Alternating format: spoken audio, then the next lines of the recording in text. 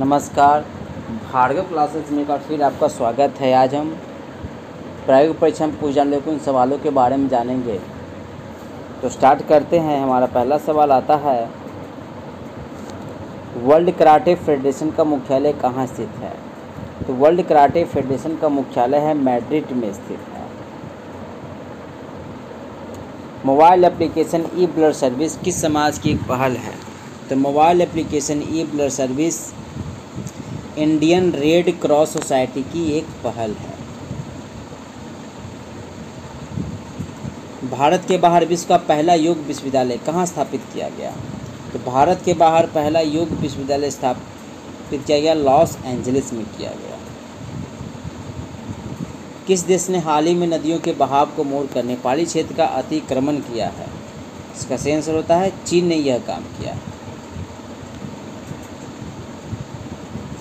निम्नलिखित में से कौन सीमा सड़क संगठन का संस्थापक है? सीमा संगठन सड़क के संस्थापक हुए जवाहरलाल नेहरू को। वित्तीय कार्यवाही कार्यबल का मुख्यालय कहाँ स्थित है? तो वित्तीय कार्यवाही कार्यबल का मुख्यालय है पेरिस में स्थित है। ईरान की इस्लामिक रिवॉल्यूशनरी गार्ड कॉर्प्स की स्थापना कब हुई? ईरान की इस्लामिक रिवॉल्यूशनरी गार्ड कॉर्प्स की स्थापना 1976 में की गई। इसका सही आंसर होता है 1976। ये आपका गलत है। इसका सही आंसर है 1979 में की गई।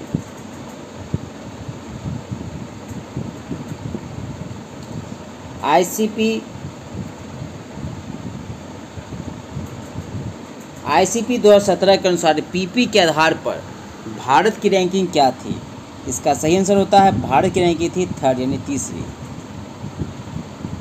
निम्नलिखित में से कौन जर्मन पुस्तक व्यापार का 2020 का शांति पुरस्कार जीता है?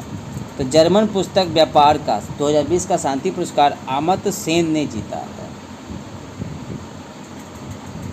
वर्ल्ड जस्टिस प्रोजेक्ट नियम 2020 के नियम में भारत की रैंकिंग क्या थी? इसके सही आंसर हो गए 69वीं इसकी रैंकिंग यानी क्या 69।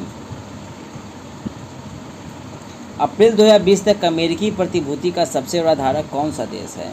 इसका सही आंसर होता है जापान है इसके सबसे बड़ा धारक। अंतर्राष्ट्रीय परिवहन मंच IATF का मुख्यालय कहाँ स्थित है?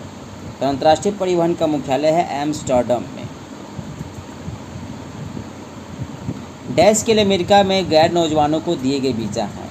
इसका सही आंसर आता है शैक्षिक और सांस्कृतिक काम के लिए अमेरिका में गैर नौजवानों को दिए गए एक वीज़ा है। संयुक्त राष्ट्र लोक सेवा दिवस कब मनाया जाता है? तो संयुक्त राष्ट्र लोक सेवा दिवस 23 जून को मनाया जाता है।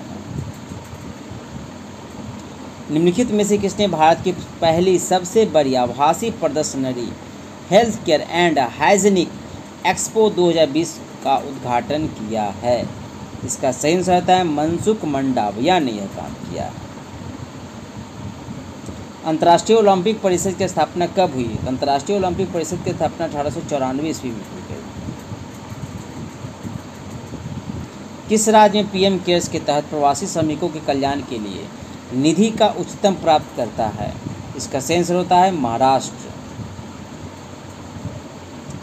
किस संधि के तहत अमेरिका 1971 में जापान में रेकू और डीटो द्वीप वापस लौटा?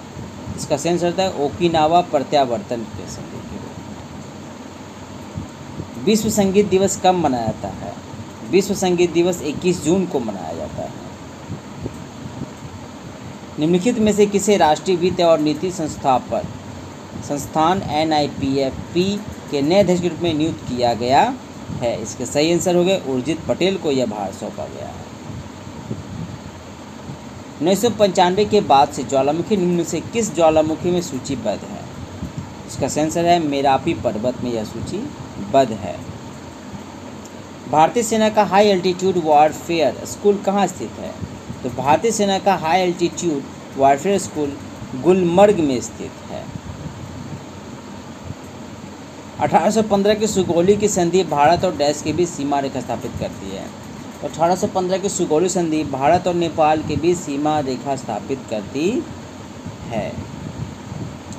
देश में साइबर हमले से निपटने के लिए नोडल एजेंसी का क्या नाम है? तो साइबर हमले से निपटने के लिए IRT इन नोडल एजेंसी के ये नाम हो गए। अम्बुबाची महोत्सव भारत के निम्नलिखित मंदिर में से किस पर मनाया जाता है? तो यह महोत्सव मुख्य रूप से कामाख्या मंदिर पर मनाया जाता है। स्कूली छात्रों के लिए एक्टिव पंतो किस राज्य में लॉन्च किया जाना है? इसका सही आंसर होता है त्रिपुरा में यह कार्यक्रम लॉन्च किए जाना है। मनरेगा की तर्ज की तहत पर शहरी गरीबों के लिए नौकरी की गारंटी योजना शुरू करने वाला पहला राज्य कौन है? इसका सही आंसर है केरल। यह राज्य पहला राज्य है। महानदी कोलफील्ड्स लिमिटेड का मुख्यालय कहाँ स्थित है? तो महानदी कोलफील्ड्स लिमिटेड का मुख्यालय संबलपुर में स्थित है। कहाँ स्थित है? संबलपुर में स्थित है। आज के लिए इतना ही। और भी बेहतरीन वीडियो को जानने के लिए, देखने के लिए हमारे चैनल से जुड़े रहे और दिए गए डिस्क्रिप्शन लिंक पर जा कर के आप संबंधित वीडियो को भी देख सकते हैं। धन्यवाद।